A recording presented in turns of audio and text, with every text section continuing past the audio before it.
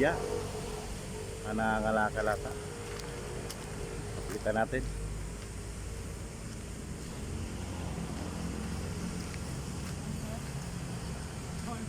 Magandang umaga kuya.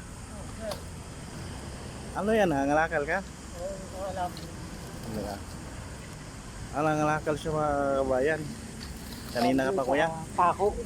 Nangunguha siya ng pako. Taga saan ka kuya? Oo kasi, Santa Lucia sir. Santa Lucia? May pamilya ka na? Pero sir, umupahan lang ako. Nangungupahan ka? Saan banda sa Santa Lucia? Hindi ko malapit sa palengke. So mga kababayan, no, mga kaupaw. Pidil po. Sige. May infos kuya. May anak ka na po? Sir, ako. So mga kababayan, nangangalkal si kuya ng ano, mga alambre, tire wire. Ayan. Kanina pa ho kayo? Yung makakalahating oras. So mga kababayan, yan si Kuya Fidel. Yan. So sa inyo po yung ano? Yung bike na yon? Hiram na po yan, sa junk shop po yan. Hiniram lang po niya sa junk shop. So matagal ka na hong na ganyan kuya? 6 na buwan na po. 6 na buwan na ano? Wala ako ng trabaho eh. Wala ka ng trabaho. Pero maganda rin naman yan at least sa malinis na paraan. Parehas. Wala ka hong pamilya? Meron po.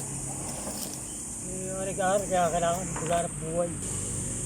Asan sila ngayon? Pwede po sa bahay.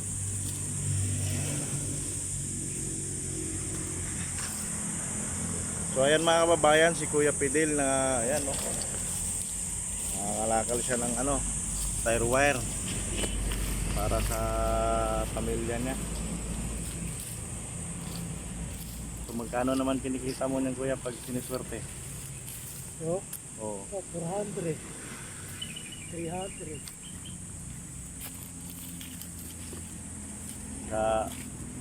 Kaya naman pang araw-araw. Nakakapos din po.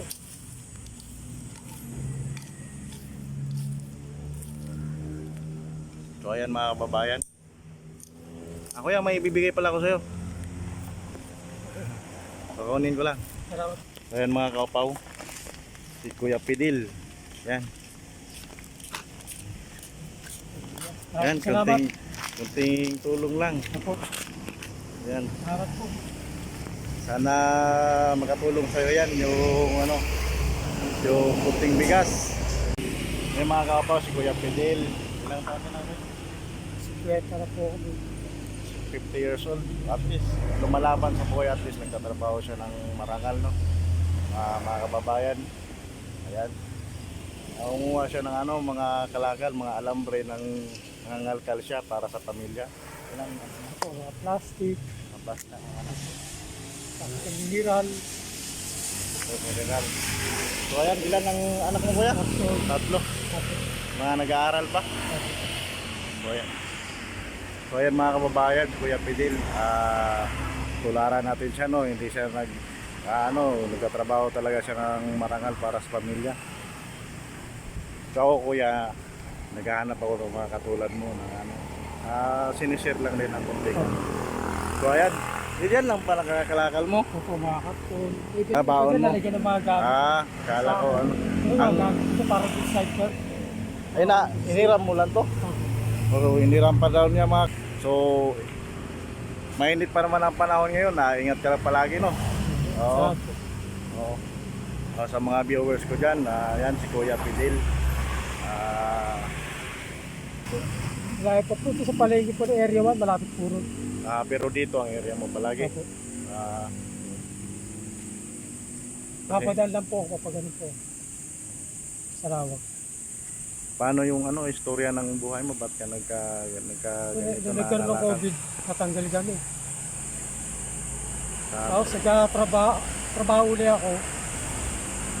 Tapos na. Sa tulog ako ron, nangalakal ako, natulog ako sa burol. Hihira naman yung mga gamit ko, yung ID ko. Tapos ipapasukan na akong trabaho. Ubus lahat ng ID. Ano? Yung wallet, wala naman akong pera eh. May pera lang ako sa ganito, 75 pesos. Oh. Pinuwarin. Ang importante sana yung mga ID. Nung Yung pandemic. December pa yun. Oh. Ba't anong trabaho? Construction? Oh. Ano, mason? Still man po sana papasukan namin. Stillman. So, na ano Kaya na. nawala yung mga ID ko. Kukuha na naman ako ng panibago. Pero, Kaya eto, napilitan na ako mag-anak. pero at least hindi ka sumuko sa buhay. Hindi mo Oo. iniwan pamilya mo. Buo pa rin pamilya mo. Asawa mo. Hingi lang tayo ng ano lagi sa taas. Oo. Pray. Para tulungan tayo. Bigyan tayo ng blessings. No? So, ayan pala yung istorya ni Kuya Fidel kung bakit siya... Hindi sana na wala yung ID ko. Diba sana ako. Eh, Mayor, ganito na hanap buhay mo, nakawang ka pa. Hindi na nakawan ka pa. So, Diyos nakatulog ako nun eh. Hindi pa to ang dala ko. Yung hila-hila pa. Saan? Sa pagod, sa ano to. Nakatulog sa gilid na Sa may burol, may... nagpapahinga ka Oh, no? papahinga ako, nakatulog ako. Papahinga.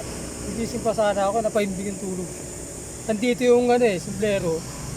Bimpo at saka yung wallet sa ulo ko. Siguro sa himbing ko na. Yung bag ko, sinunog yung ano. Yung cellphone pa ako noon. Oo. Kinuha rin yun. Ako, wala. So, nung araw na yun, nawala talaga lahat ng pinaghirapan mo. Oo, wala na. Importante talaga yung mga ID. Oo. SS, PhilHealth, pag-ibig. Ayun. Kasi pag mag-a-apply na yun. Ay, ubos lahat. Hindi na nabalik. Wala namang, yung wallet ko, walang pera yun. Yung sa ganito lang kami lang, 75 pesos.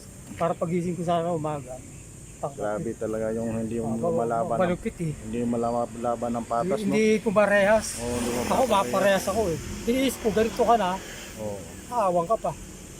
Diyos ko. Meron dun eh. Kaya ingat-ingat nga tayo pag Oo, ano. meron baka hindi nakakalakal pag gala-gala lang.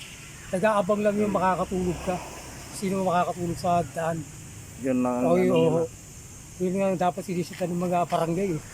Hindi, sinisita ng barangay yung mga nangagalakan eh, naghanap buhay eh. Oo, dapat hindi Yung nga. mga ano, pag-alagala doon na hindi naman naghanap buhay, di ba? Oo, Eh, dapat yun. ang kanino eh. Hindi yung ganito ka, nakakalakan ka. Sus, matindi. Kaya ka pa, ikaw pag pinupunta. Mga kababayan, matindi pala ang pinagdaanan ni Kuya Fidel, no? Matindi pala ang pinagdaanan niya dati. Kasi nung nangangalakal daw Kaya siya, katuluyan na ako ganito. katulog siya sa sobrang pagod. Ninakaw pa yung ano niya, yung kunting pera niya, tapos yung mga ID hindi na nabalik. Kaya importante na sana. Oo. Baka, So ayan, Kuya Fidel, laban lang tayo sa buhay, Kuya Fidel. Kaya ano, talaga eh. pasensyahan mo na yung kunting tulong ko. Ayan. May income ka na, wala pa. Ngalmusal ka na ba? Ito pagkabiyenta ko po. Oo. Pagka- So, salamat sa iyo at ano, Salamat mabigyan kita pang ano, pang Ah, tubig-tubig man lang. Salamat po. Pasensyahan ka na.